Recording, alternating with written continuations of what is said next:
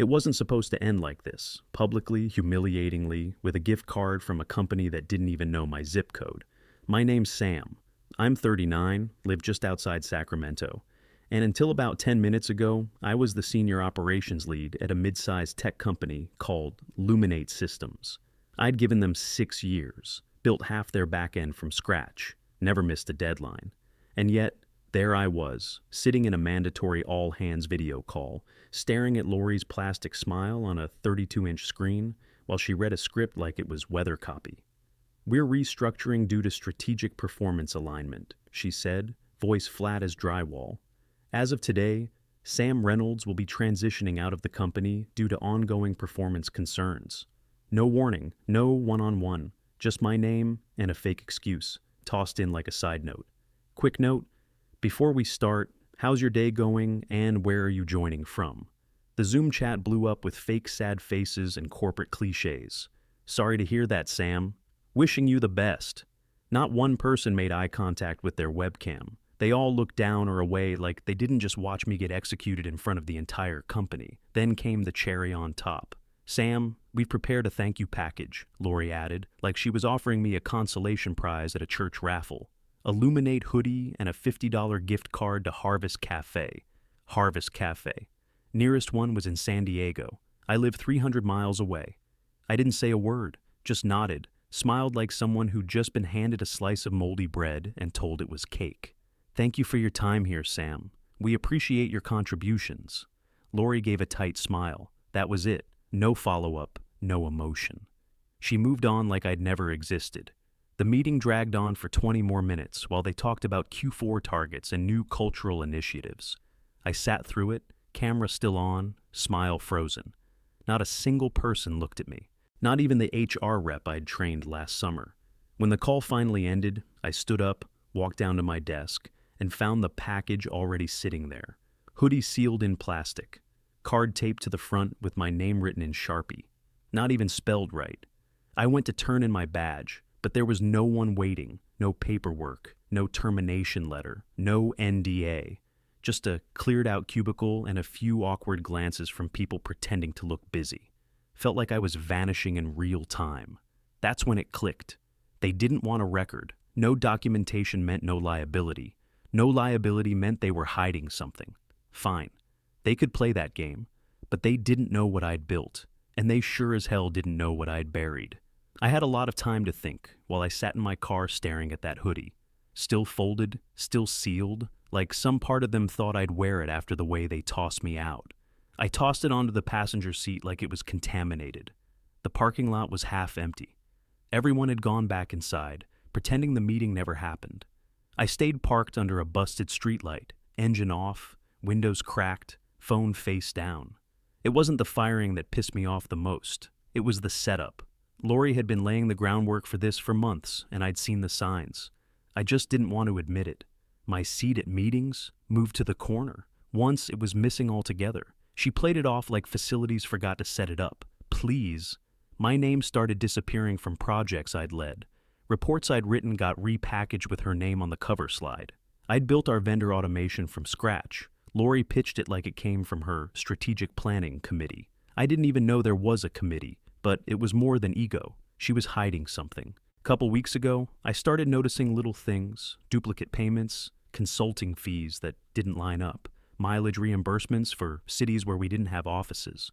I started digging, quietly, after hours.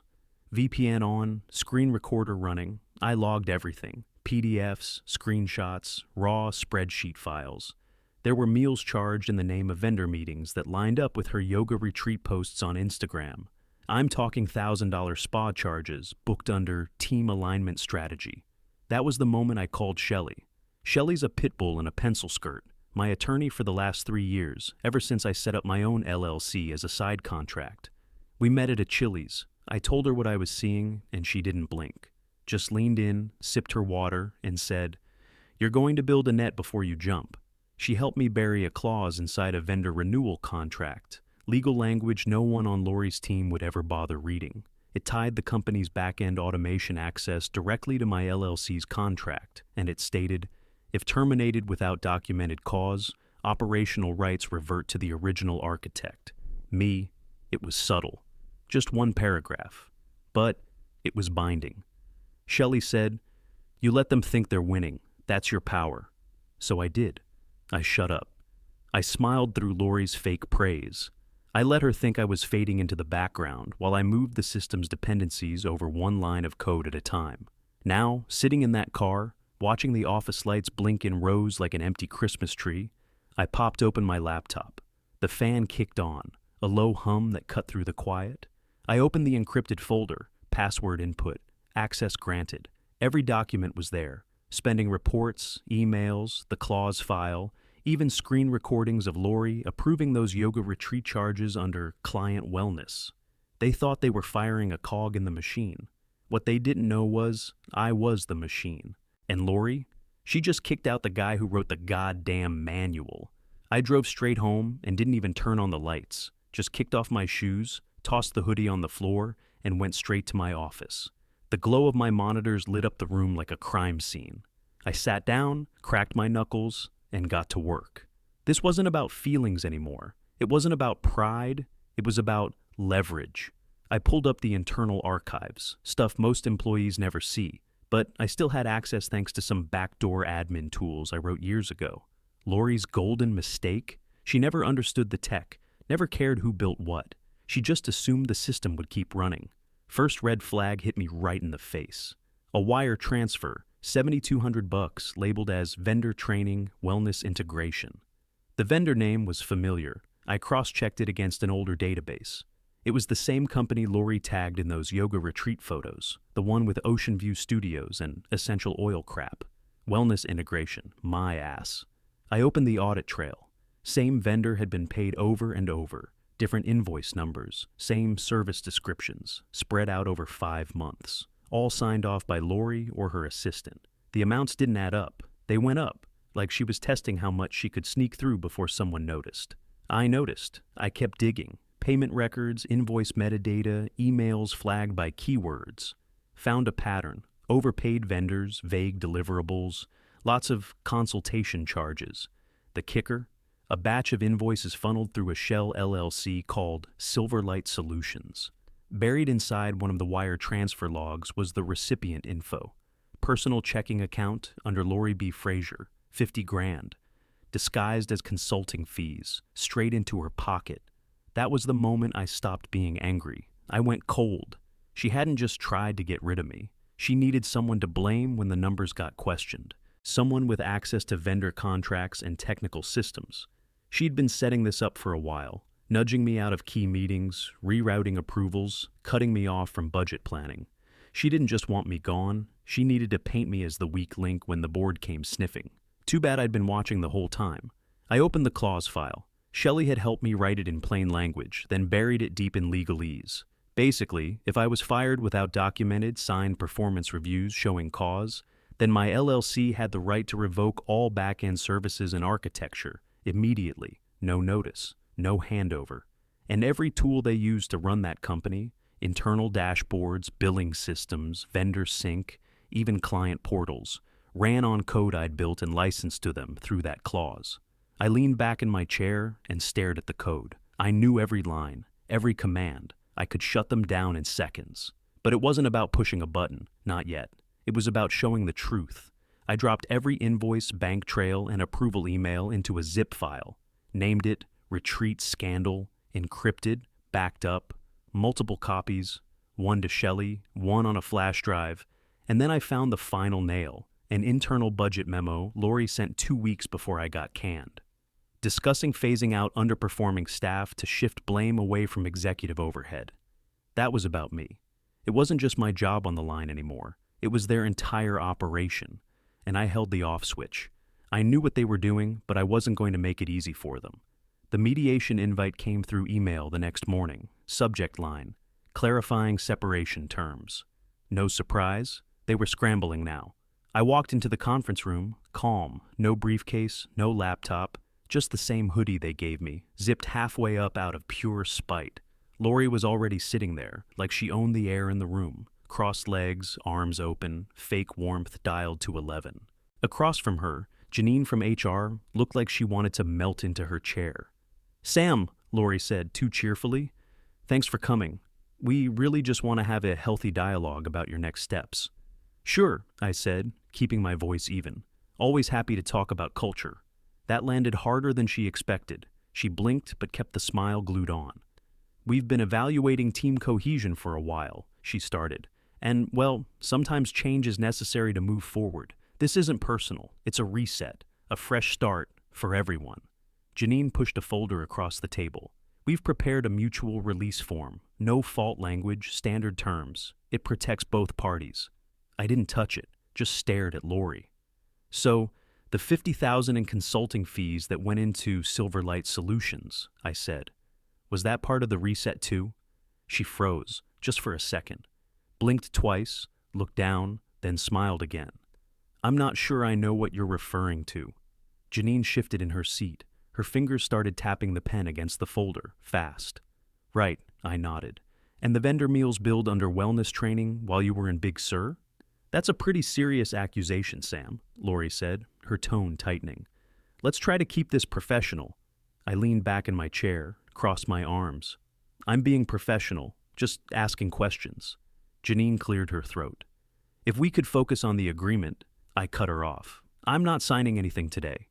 "You should consider what's best for your reputation," Lori said. Her smile had cracked at the corners now. "This could be a clean break, no harm done." "No harm done?" I said. "You lied to a room full of people, claimed performance issues, and now you want to sell me silence wrapped in an HR form." Lori stood up, but didn't look at me. She adjusted her blazer, eyes locked on the wall behind me. Gotcha. She didn't deny it, didn't even try to defend herself. Just stood there, avoiding eye contact like it would burn her skin. I stood too, slow and calm. "I'll send my feedback through the proper channels," I said. Then I walked out without the folder, without the handshake. I didn't need anything from that room. But I'd just seen the crack in her armor. I wasn't out for revenge. I just wanted them to know what it felt like when the rug gets pulled. I got home from that meeting and didn't even take off my shoes. Went straight to the back office, closed the door, and sat down at the same desk where I'd built every tool they still use to run that company. And now, piece by piece, I was about to pull it all back. I opened the folder labeled failsafe, unlocked the encryption, and dragged in the final pieces: my termination notice, a transcript of the all-hands call, screenshots of Lori's fake vendor approvals, the wire transfers to her personal account, and, of course, the clause. The same clause I'd buried months ago was about to activate. I'd already confirmed with Shelley months ago that the clause would trigger automatically if they fired me without cause. Now, all I had to do was let it run. Everything they built, every report, every dashboard, every integration, ran through systems I wrote and licensed back through my LLC. Quietly, slowly, piece by piece over the last 3 years, while Lori paraded around like she was the brains behind it all. Truth was, her entire operation ran on my foundation. I leaned back and stared at the screen, then turned toward the window. The sun had dropped below the trees, street lamps flicked on, one by one. Inside, the house was dead silent. No TV, no distractions, just me and the hum of a fan blowing through something final. The last few years hit me all at once. The extra hours, the constant reworking of systems because no one else could figure out what they wanted, being excluded from strategy meetings while still expected to carry out execution. Lori smiling through her teeth while cutting me off mid-sentence. The fake promotions, the quiet erasure of everything I'd built. And now, here I was, still standing. They thought I was just another employee, but I'd built the damn engine, and they never noticed I kept the keys. I didn't feel angry anymore, just ready. I closed the lid on the laptop. The message was out. The clause was alive. And the company? They were about to find out what happens when you burn the architect and forget who holds the blueprints. No dramatic music, no fiery takedown, just a clean, calculated move. Now, it was their turn to sweat. The conference center was in San Jose, top floor, all glass, overpriced furniture, name tags in gold print. I didn't walk in. I didn't need to. I watched from the cafe across the street, back booth, laptop open, earbuds in. They were live streaming the pitch to remote investors, and I had the link. Lori stood dead center at the head of the table, hair pinned back, smile sharp enough to cut steel. Her father sat 2 seats down, Michael Frazier, the original founder, now just a figurehead with a title and zero grip on the details. He looked proud, clueless. Today, Luminate Systems is entering a new era of scale, Lori said, voice smooth. With strong cultural alignment and a fully optimized tech stack, we're positioned to dominate the automation sector. Bullshit on every syllable. She clicked the remote. The projector behind her lit up with graphs I built, platforms I maintained, uptime charts I personally massaged to look clean before investor meetings. And none of it worked anymore. They didn't know it yet, but the back-end systems had been stripped clean. APIs dead. Admin panels locked, reports empty. Their whole operation was now a storefront with no shelves.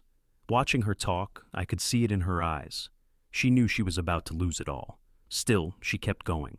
We've reduced operational overhead by 10%, she bragged, streamlined our vendor relationships, and cleared out underperforming teams. Hard decisions, but necessary ones. Gregory Coleman, head investor for Greyhold Capital, shifted in his chair. I'd met him once. Smart guy, quiet but sharp. He raised a folder and tapped it.